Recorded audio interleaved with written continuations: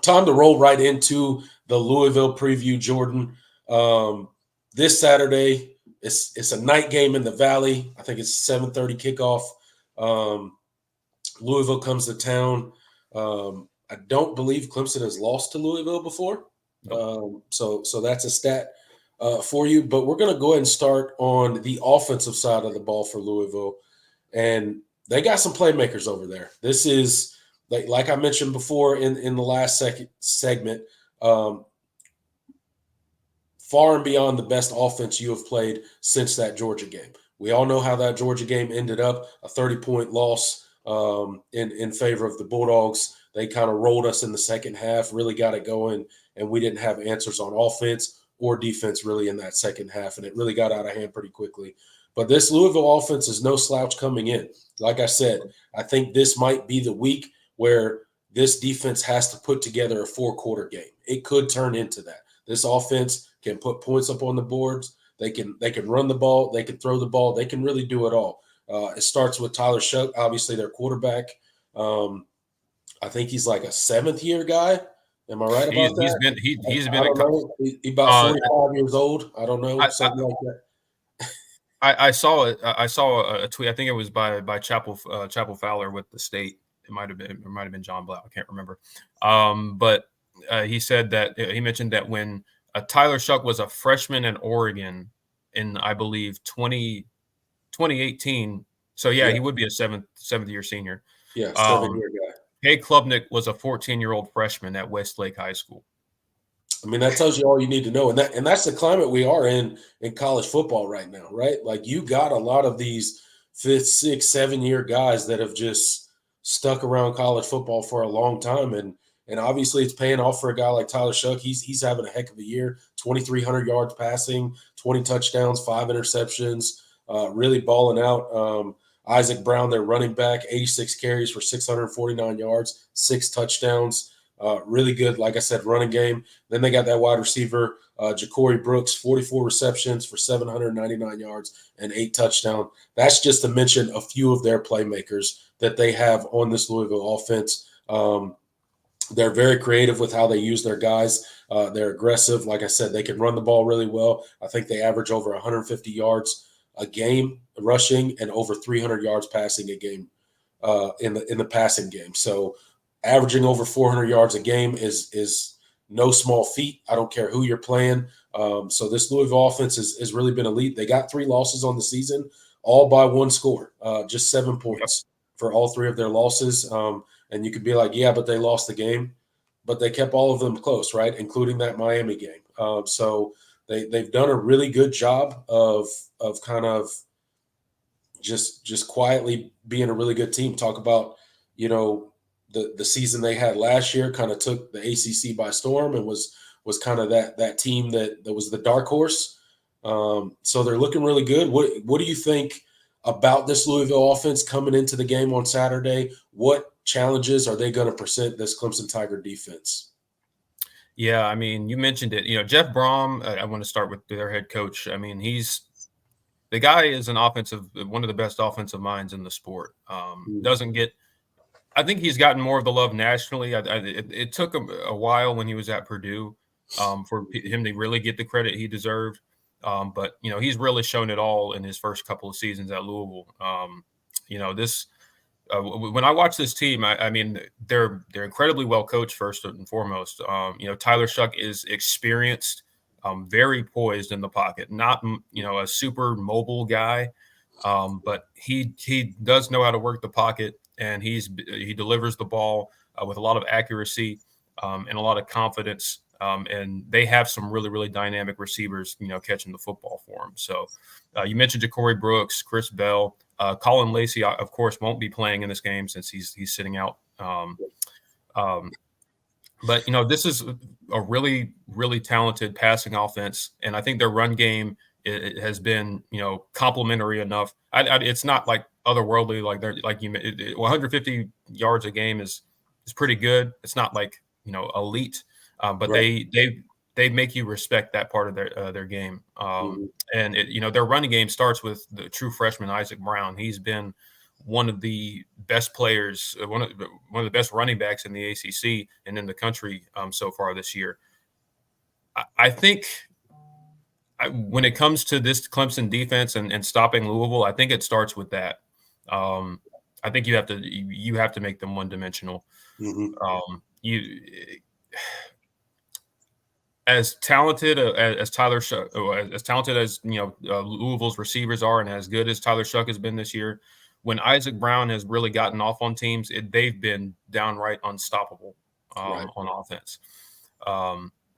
So I think stopping their run game, although that's kind of a coaching cliche, stop the run, stop the run, stop the run. I think that's going to be paramount this week, and that's going to means you need to continue to play well up front. Linebackers have to step up in a big way, and they're gonna throw a lot at you in terms of different running concepts. So they're gonna attack the perimeter, which means you're gonna need help from your second level guys, corners, and safeties included. They make you defend the entire length of the field. So I think this offense is really dynamic. They have some really, really good playmakers. I think the one weakness that this team has showed this year is I don't think they pass protect particularly well.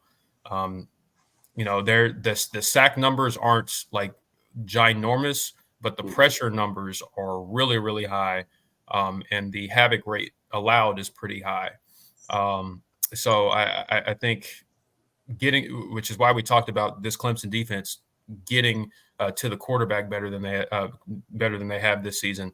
I think if there's one weakness on this Louisville offense, it's been their offensive line, and they've had a couple of injuries, but they just that has been the one thing that's held them back in some of these games is giving up pressures and allowing defenses to affect Tyler Shuck in the passing game. So getting to the quarterback it has to be the other key for this defense.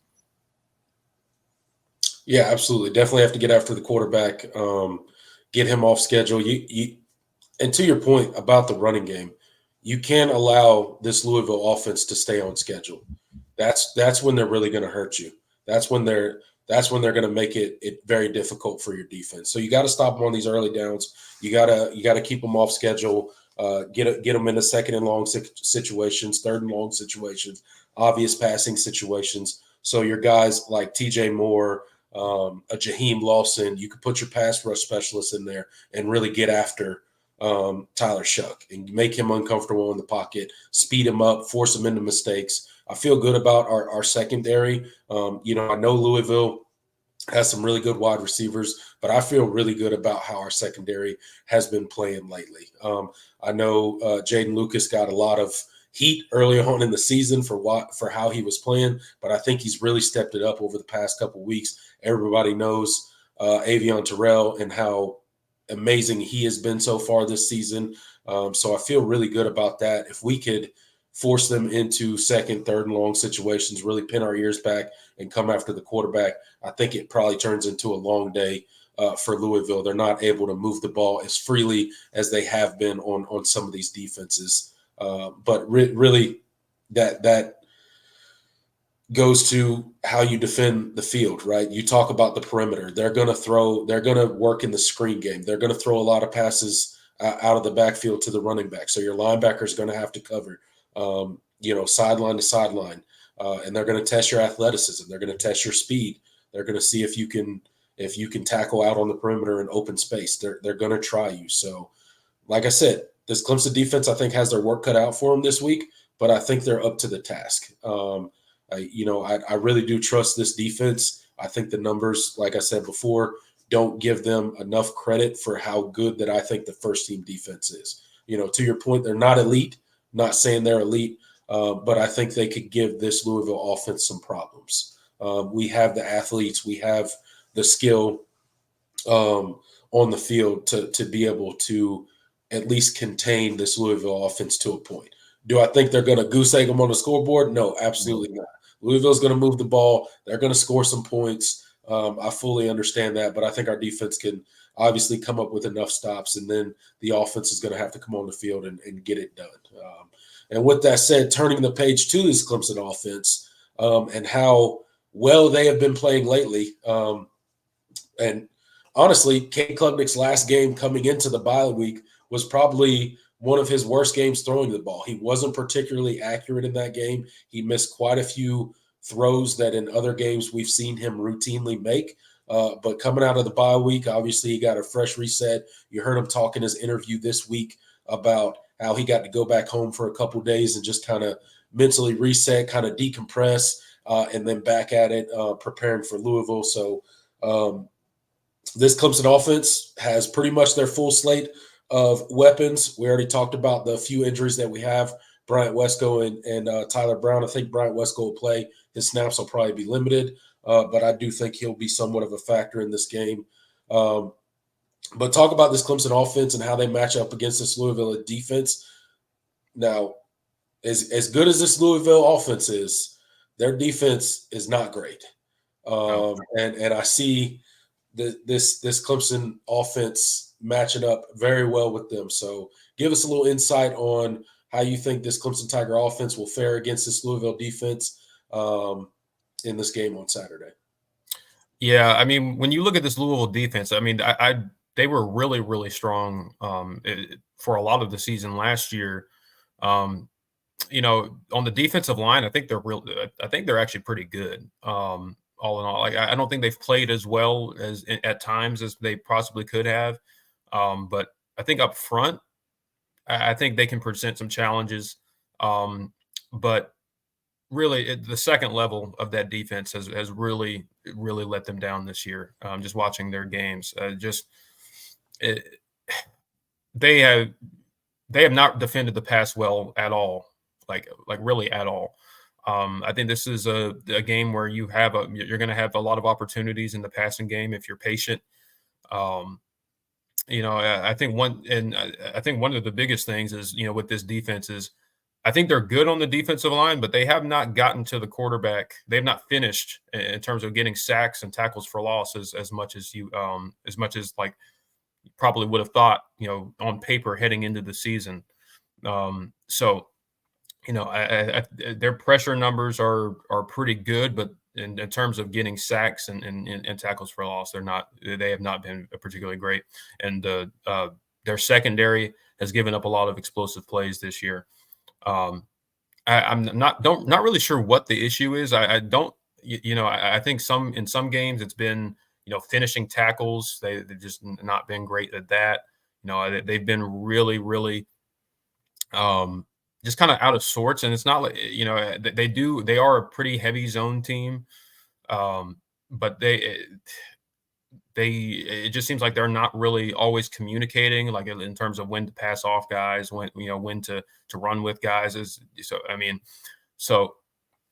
I don't know. I think with how Clemson and Garrett Riley has schemed up this offense this year, I think, you know, giving this defense a lot of eye candy could, you know, open up some explosive plays for you, because I think they do get tricked pretty easily on the back end. So as long as the offensive line is protecting and you know, is playing as well as they have this year, I think you'll be able to move the ball. I think you'll be able to score points on this defense. Just execute the game plan. I don't think there needs to be anything special that you have to do. You just continue to play your game the way you have all season, and then I think you'll be able to score some points in this game. Yeah, absolutely. Agree with you. Take your shots. You know, the offensive line's got to do their job. Give Cade the time that he needs, and Garrett Riley's scheme will do the rest. And I think we'll hit quite a few explosive plays in this game. And I think the defense will obviously do enough. I don't think this, you know, some people have talked about this matchup, you know, potentially turning into a shootout of sorts. I trust our defense a little bit more than that, at least that first team defense. And, you know, I think Clemson can really put up some points against this Louisville defense. I think it's a really good matchup for us. I think we're going to be able to move the ball really well and put up quite a few points in this game. Yeah. I do think the shootout, the potential for a shootout is there. Yeah, I don't want to. So I don't want to say that because I think this Louisville offense is good enough. And if they're hitting on all cylinders, you could be in for a tight game. I for know sure. the spread is sitting at what? They can put up some numbers. Yeah, That's for sure. the total is in the 60s. I can't remember the last time a Clemson game has been Clemson total has been in the 60s. Yeah, Um, 63.5, I think it's at yeah, right now. it's been a minute. So yeah, this Louisville offense can score some points. So I think the potential is there, especially if you don't get the effort, you get a lackadaisical effort to start from this defense. It could be a long day, and it might put a lot more pressure on your offense to score points. So I think it's important for Clemson to get off to a good start in this one. Yeah. Because like I said, Louisville, when they get going, they are really, really tough to stop. I mean, you saw No it doubt against about it. Miami. And they definitely have the weapons to stress this Clemson defense and put up yards and even put up points. But I just need this defense to come out and start fast. I need them to start settling into a consistent defense that's executing. And they've shown spurts of it this season, but I feel like this is the game. This could be a coming out party for the Clemson defense. I really want to see them come in against a really good Louisville offense. I'm not trying to disrespect the Louisville offense at all, but I need this Clemson defense to come out and have a really good showing against a really good offense. And they got a huge opportunity this week to kind of silence some of the noise that has been building slowly about the Clemson defense this season. So I think this is a game where our defense should feel challenged. The coaches should feel challenged. The players should feel challenged, and they should go out there and try to make a statement. And that's my hopes for the defense this week. Yep, absolutely.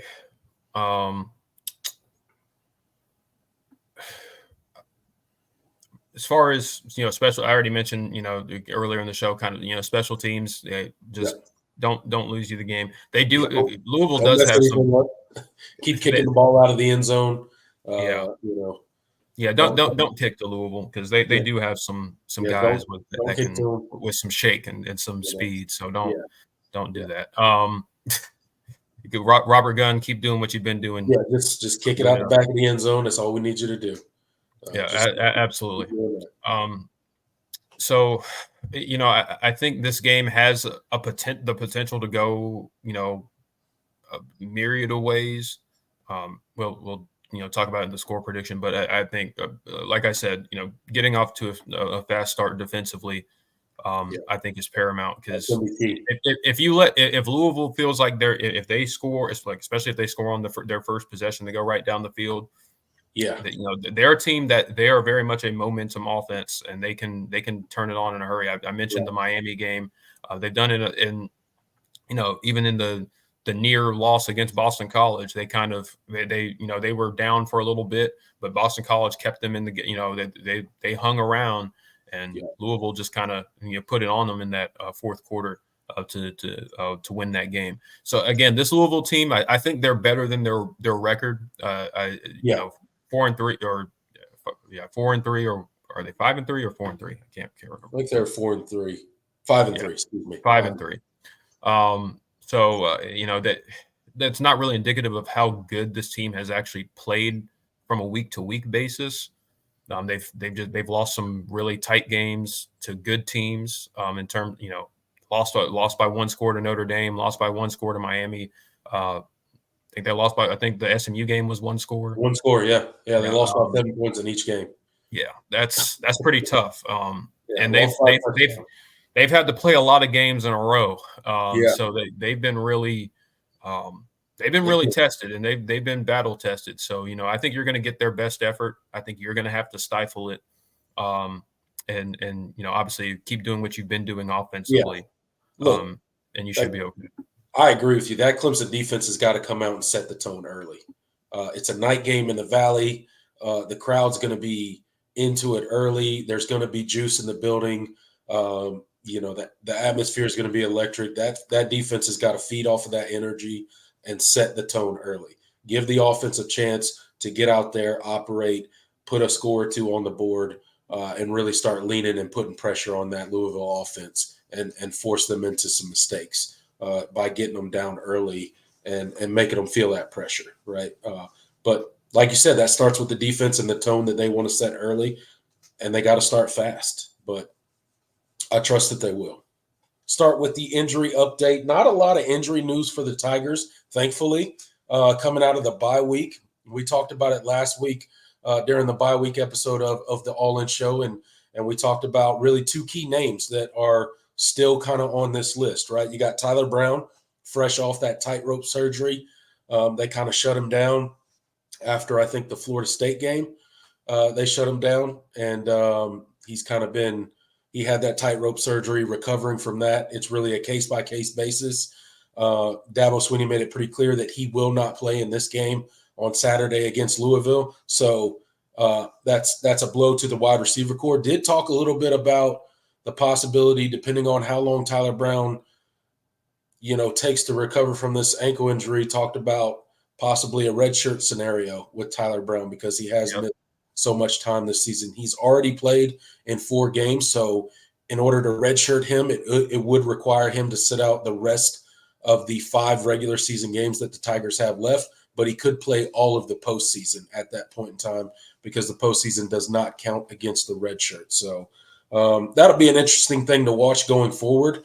I'm sure they will, if the rest of the wide receiver core continues to play pretty well and step up in the ways that they had in the first half of the season, I think you may see them lean towards letting him come back a lot slower than they probably would have in previous seasons. And then you got Brian Wesco, obviously had the ankle injury, rehabbing from that, kind of getting back from that. Sounds like he's a full go in practice this week. Dabo said during his interview this week that really the next 2 days, today and tomorrow, would kind of lay out or yesterday and today, I guess, would kind of lay out whether he was fully back from that ankle injury and it was fully healed. So hopefully we get some good news there.